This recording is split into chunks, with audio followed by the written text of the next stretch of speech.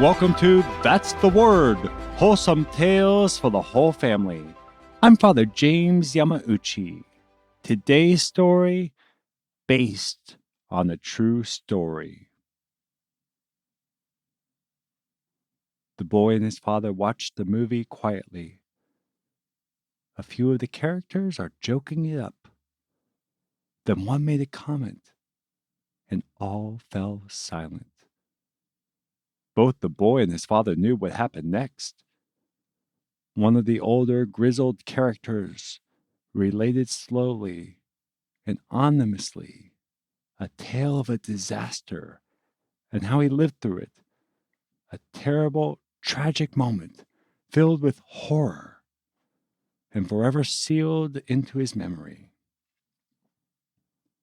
The boy had heard the story before, but for some reason, this time, he truly listened. When the scene was over, the boy stood up and asked his dad, "Is that a true story?" "Yes," the dad replied. "And please move from in front of the TV." "Tell me more about it," the boy said.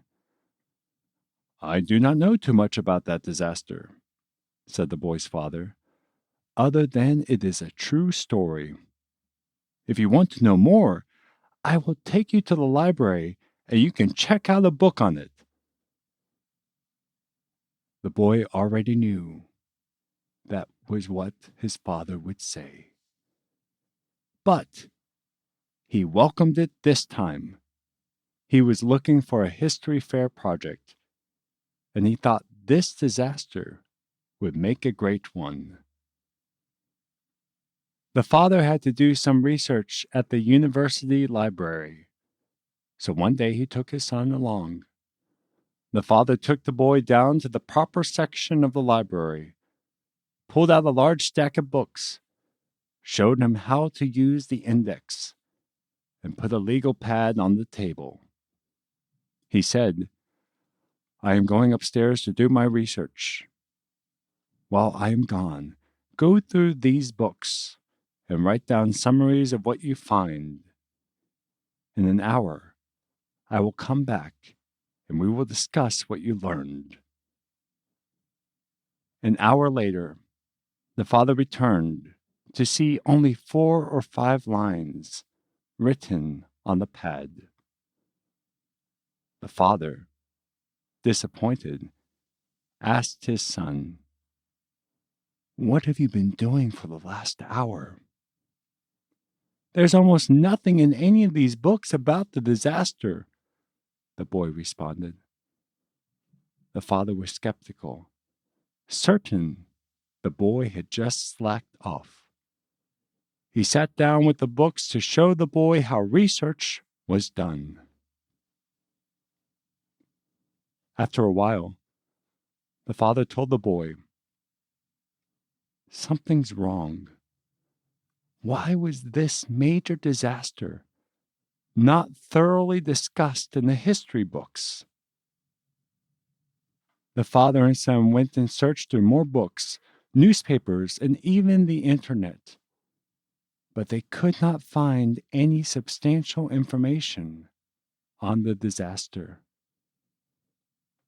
The boy was disheartened, but he remembered that his history teacher had said a valuable source of historical information is from interviews with people who had been present for an event. He put an ad in the local paper to locate any survivors from the disaster. One of the survivors answered his ad and gave him the names of other survivors. He contacted them all and asked them questions about the incident, about their part in it, and about what happened to them over those days. As he talked with these men, one theme seemed to come up consistently. The blame for the disaster had been placed entirely on the shoulders of their leader. The men, however, knew that to be unjust. their leader was not responsible.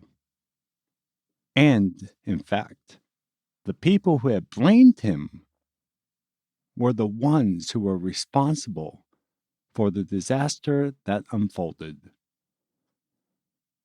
The boys' history project swept the school and county fairs. His was by far the best presentation that the judges had ever seen. At the state level, he was disqualified on a technicality. But a friend from church asked to display the boys' project in his office. A reporter heard about the project from that office and wrote a story on it. The story spread like wildfire through the media. Suddenly, the boy was being interviewed by all sorts of news outlets, both in print and on television.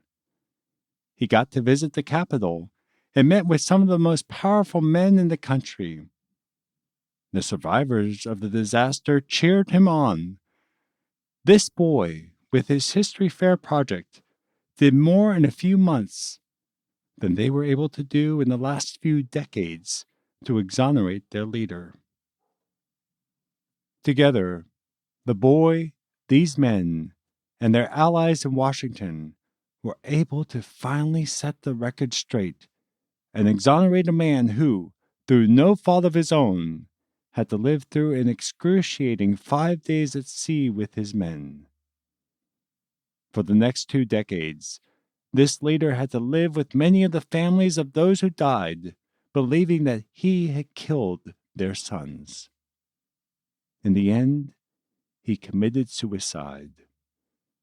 Captain Charles McVay III had been the scapegoat for the terrible loss of life when a Japanese submarine sunk the USS Indianapolis, sending her 1,195 men into the water, and the Navy did not notice that the ship was missing.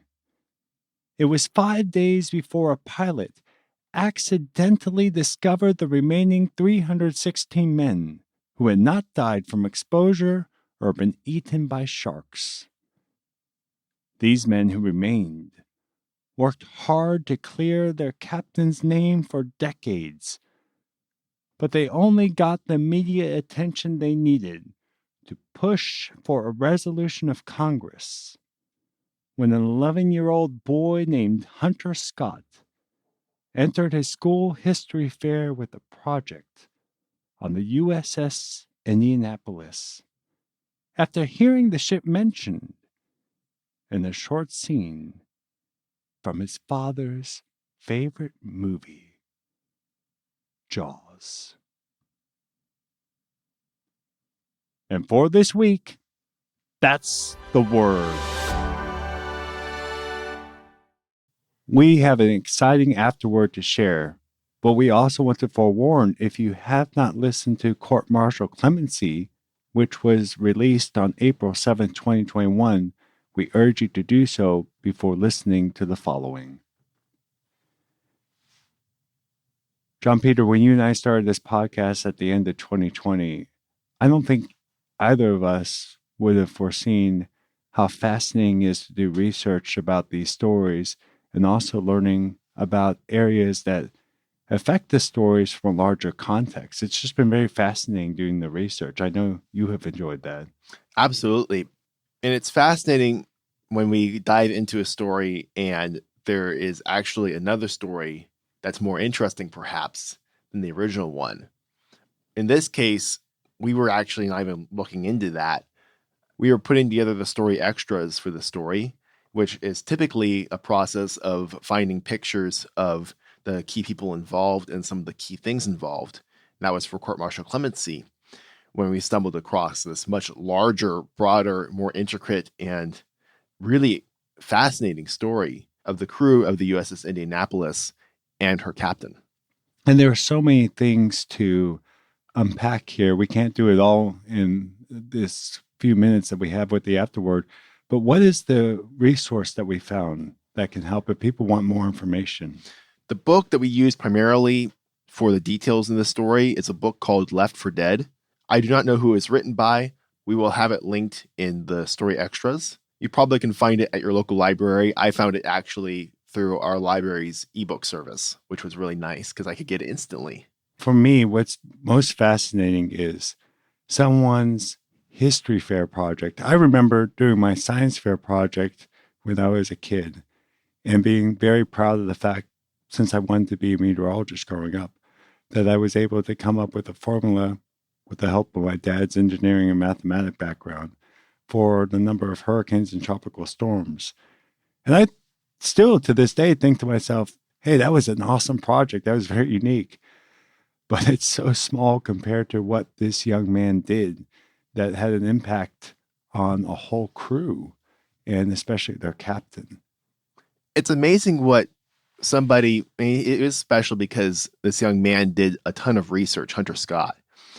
He did a ton of research and really good research by going to the survivors. We actually mentioned in the story that his project got disqualified at the state level based on a technicality. And that technicality was he had too many notebooks on his desk or on the display laid out of all these testimonies from these survivors, which wasn't allowed. So the technicality was he had too much information. In a way, yes, you can say that. It's rather funny. When he had heard these stories, he really wanted to help the cause of exonerating Captain McVeigh. And the fact that he was a young man who had done so much research captured the media interest. And that's really what propelled the story to enough national attention to where Congress actually made some action. And basically exonerated the captain. So what are some of the details that we can share with the audience about why this was covered up? So the big issue with this incident with the USS Indianapolis, it wasn't so much the ship got sunk. It was the fact that the men who survived were left for 5 days in shark-infested waters, dying, just sitting there, and no one knew that they were out there.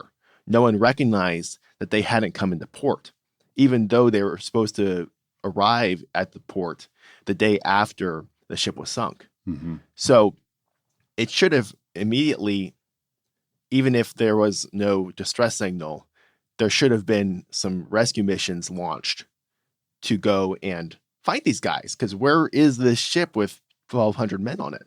That was the really big issue because of the 1,200 men that went into the water. I think approximately 300 died in the actual sinking, and then 300 survived.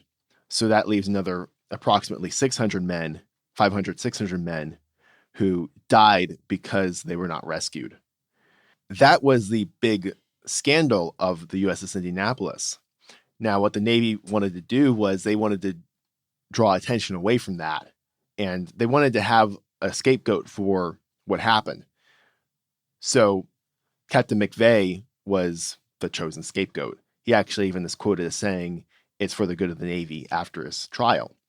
There were 2 things he was charged with. It was failing to zigzag and failing to send out a distress signal.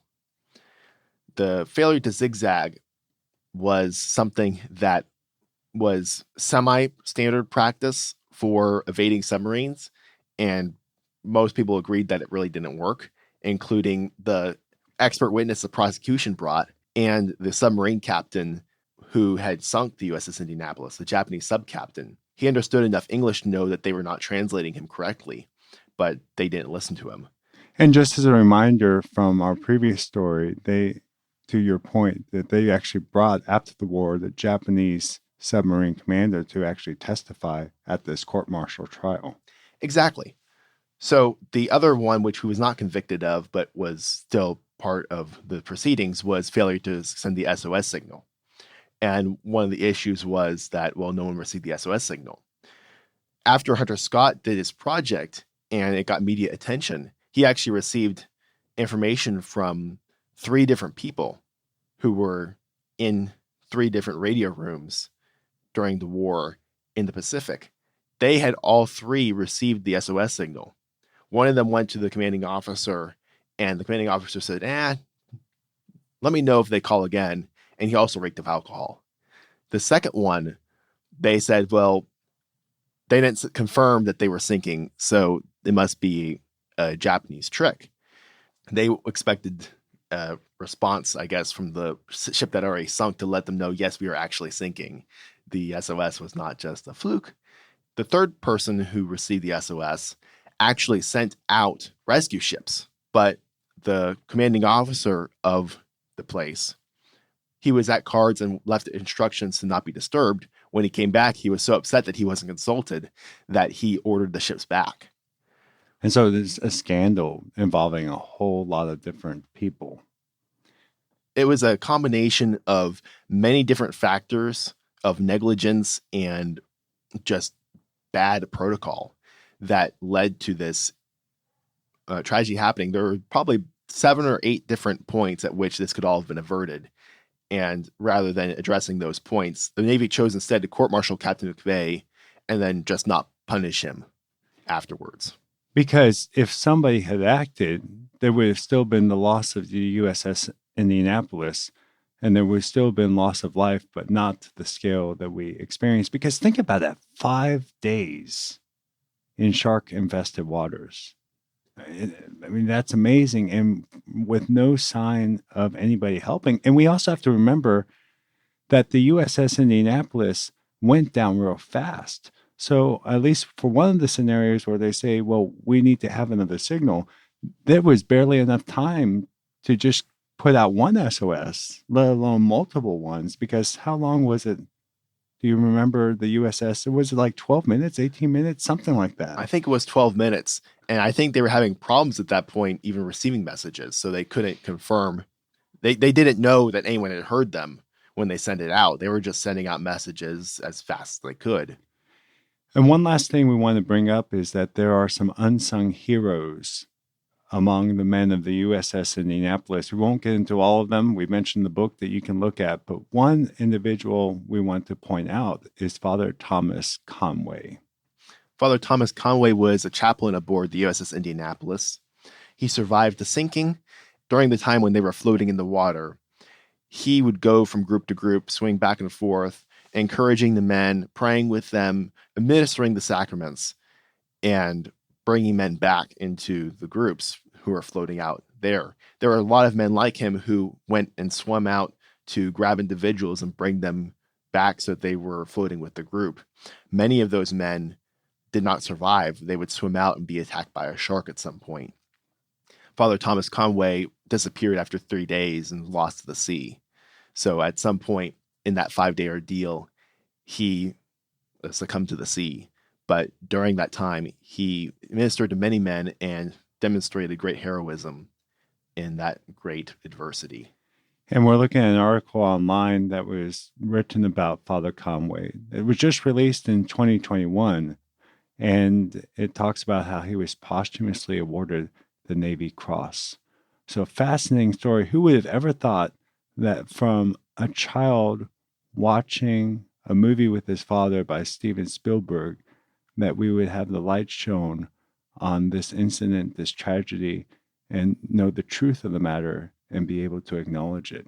It just shows you that the simplest things can go a long way if we do it with all our heart, mind, and soul, as this young boy did, to uncover the truth.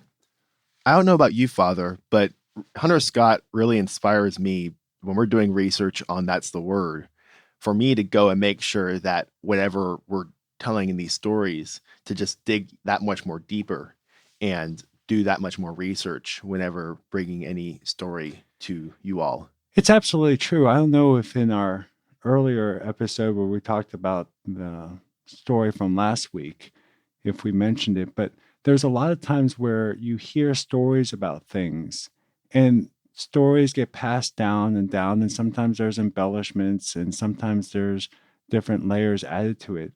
But the amazing thing is when you get down to just the truth, the kernel of truth of the story, that's the most fascinating thing. And would you agree that when we do these stories, a lot of times people may be, and we ourselves may be familiar with it, but it has been embellished in some ways or just over time, and that's part of human nature with telling stories. But to be able to go back to the truth of the matter, it's actually very fascinating. With the more recent stories that we've done, I think almost every story we've entered it with some idea of what happened in the story. and then learn that part of that or the whole of it wasn't entirely accurate. So it's happening pretty much on every single story that you hear. If you enjoy That's the Word, please share the word. You can see the story extras for this story, based on a true story, at thunderrock.org, where you can see the scene from Jaws that inspired Hunter Scott, as well as pictures of the people involved in the story and the information on the book Left for Dead. Thunderrock.org is also where you can sign up for our weekly newsletter and where you can find our social links and our email if you have any feedback or story ideas. Thanks for listening, and join us next Wednesday for another wholesome tale for the whole family.